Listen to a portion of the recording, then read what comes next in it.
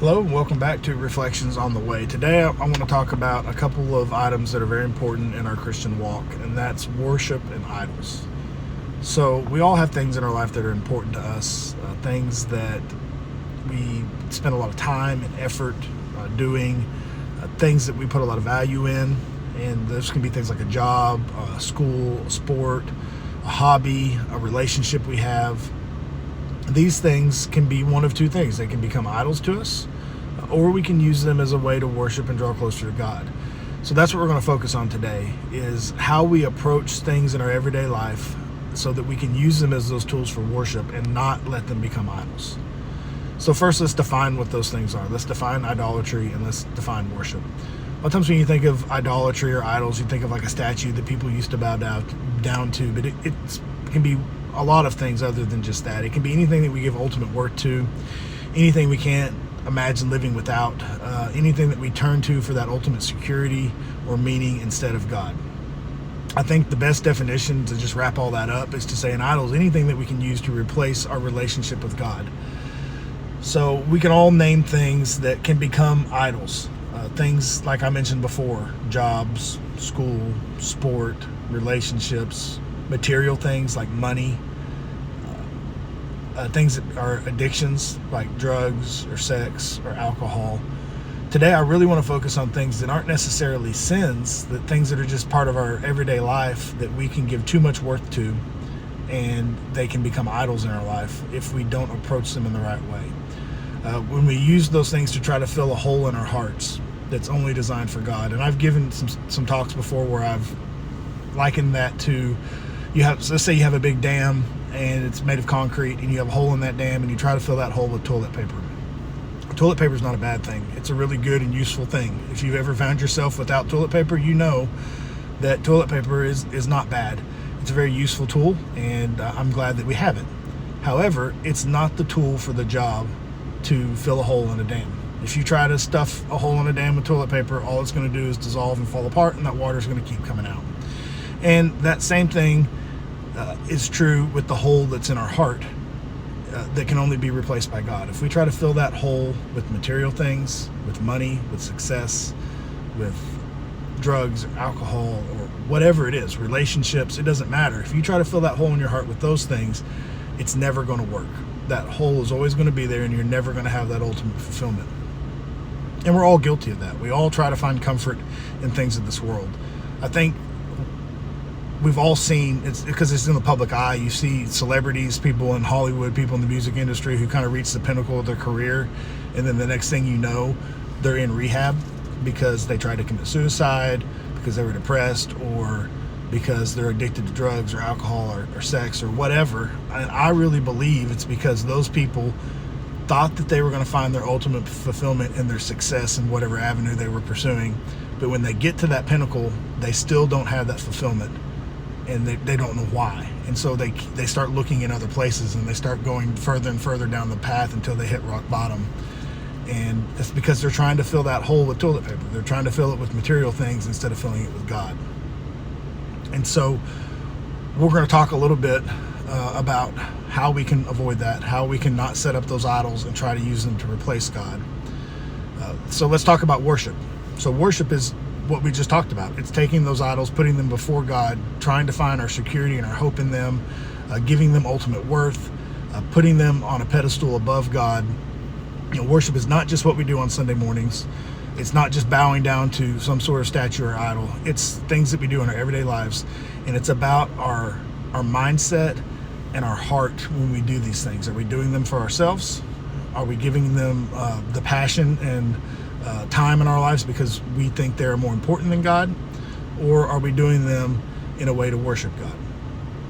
And so that's what we're really going to focus on. I'm going to have several verses that I'm going to give you, and then I'm going to give you some practical ways that I've learned. I didn't come up with them, but I've learned them on how we can use our daily activities as a way to worship God and not as an idol. So first, let's start with a few verses. So the first verse we're going to look at, I think, really captures this idea of our everyday lives and living them for God. Is 1 Corinthians 10:31. It says, "So whether you eat or drink or whatever you do, do it all for the glory of God." So in this verse, Paul is telling us that we can take our everyday lives, our everyday activities, even the things that seem mundane, like eating or drinking, and we can do them as a way to glorify and worship God. Or we can take those things, if we, on the flip side of it, we can set them up as idols. So in your day-to-day life, practically, look at your job, look at your sport that you're playing, look at your activities that you're doing, and ask yourself, am I doing them with integrity? Am I doing what's right when no one's watching? Am I using those things to encourage others, to point them to Jesus? Are we caring for our family and our friends in a way that shows God's love? Those everyday activities, they can become tools to glorify God, or they can become idols. It's all about how we approach them. It's all about whether or not we do it with the right heart and the right mindset. It's about the condition of the heart and the way we approach those things that matters. So another verse that I want to talk about that I think goes a little bit deeper into how we do that is in Colossians 3:23 and 24. So that verse says, whatever you do, whatever work you do, do it with all your heart as working for the Lord, not for human masters. It is the Lord Christ that you are serving. So in that verse, it's telling us that no matter what we do, everything that we do is an opportunity to serve God. And it's about how much effort and intensity we put into that. Are we doing it just half-heartedly? Or are we doing it with our full abilities as a way to worship God with our talents and abilities? Are we studying for a test? Are we putting our full effort into it? Are we practicing for a game? Are we working on a spreadsheet? Are we doing it with our full ability as a way to worship God for the talents and things that He's given us? Romans 12:1 says that we are to present your bodies as a living sacrifice, holy and acceptable to God, which is our spiritual worship. So this is a great verse. You could spend a whole lesson, a whole sermon just on this verse. Let's break it apart. So living indicates that it's ongoing. It's something we do every day. Living sacrifice refers to the fact that we're going to die to our own flesh and we're going to give that to God. It's not about us, it's about Him. Holy means that it's set apart for God, and acceptable indicates that it's pleasing to God. So we can take those everyday activities, those things that we do on a day-to-day basis, and we can offer them to God. We can give them and do them for Him and not for ourselves, and they become holy and acceptable to God. So that's worship. We can use our bodies, and so we're supposed to use what we do, how we live on a day-to-day basis as a way to worship God. But like on the flip side, like we talked about before, we can also use those activities for ourselves. We can do them for our own recognition, our own glory. We can do them so others see us, or so that we gain things, and that's when those become an idol, because they're about us and not about God. There's a couple verses I want to look at here about running the race. We've talked about how walking the narrow path is tough. We're all running a race. 1 Corinthians 9:24 through 25 says, do you not know that in a race all the runners run, but only one gets the prize? Run in such a way as to get the prize. Because people who are running here on earth, they do it to get a crown that won't last. But we're doing it to get a crown that will last forever. And that's just saying that, hey, we're all running a race. It's hard, it's not easy, it takes focus and endurance. But we need to run in a way to get the crown that lasts forever. We need to do the things with an eternal mindset. Hebrews 12:1 and 2 says, let us run the race with perseverance, the race that's marked before us, fixing our eyes on Jesus, the pioneer and perfecter of our faith. So it's about a mindset. It's about putting Jesus at the forefront. Both of these verses remind us that life is a race. I'm not a runner. My body is not built for running. It hurts for me to run. It takes focus. It takes endurance. You're going to sweat. You're going to breathe hard. It's not going to be easy. But we are running this race not to run it and get here material things on earth, to get worldly treasures. We're running it to get heavenly treasures. It's not about the race. It's about the ultimate goal, which is Jesus. So all of those things can become idols that we do as part of that race, if we don't do them to glorify Jesus, if we don't do them as a way to point others to Christ. So here's my challenge for today, and some practical ways that we can kind of work this into our everyday lives. First, I want you to think about the things in your life that you feel like you couldn't live without. Is there something that defines you more than your relationship with God does? If so, that might be an idol. So how can we take that thing that's become an idol in our life and turn it around whether that be your work, your school, your hobbies, your relationships. We want to turn those things around as a way to serve God and worship Him, to encourage others, to show His love, and use it as a tool for worship. So here's some practical things I want to leave you with that we can do on a day-to-day basis that can really help us take our everyday activities and use them as a tool for worship. And I got these from a conference I went to whenever I was in college. It was called the SEC Experience. It was 20 years ago. It was a while ago.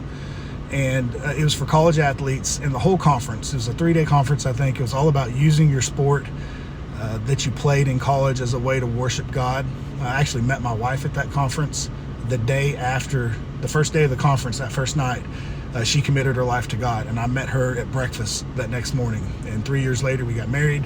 Been married for 22 years now. So, I have a lot of respect and I put a lot of importance on what I learned in that conference because of what it means to me in my life.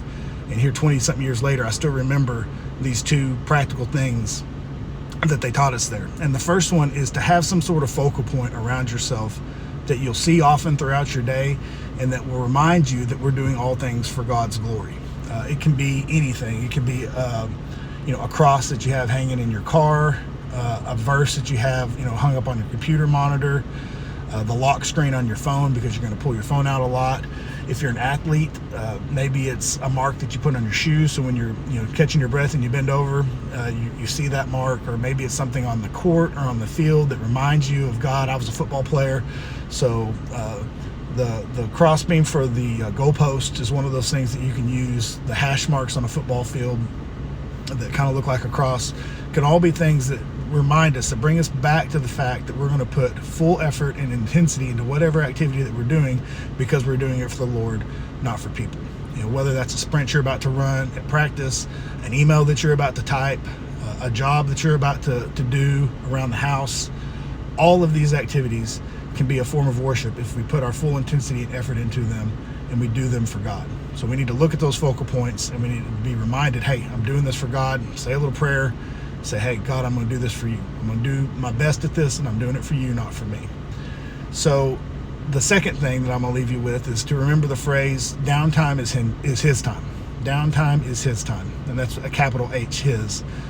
We all have downtime throughout the day. No matter how busy we are, we have time whether we're commuting to work. We have that time before a meeting where you're sitting there waiting for the meeting to start. You have a lunch break. You're waiting on something to load on your computer. You're waiting for copiers to come out of the copier. We all have that downtime. If you're an athlete, you have shorter amounts of time, like the time in the huddle before the play gets called, or the time where you're getting water at a water break, or you're waiting in line for a drill at practice. We need to give that time to God. Take those little bits of time to send messages to God. It can be as simple as saying a short prayer like, hey, God, I'm going to do this rep or this activity with all my heart and all my intensity because I'm doing it to praise you.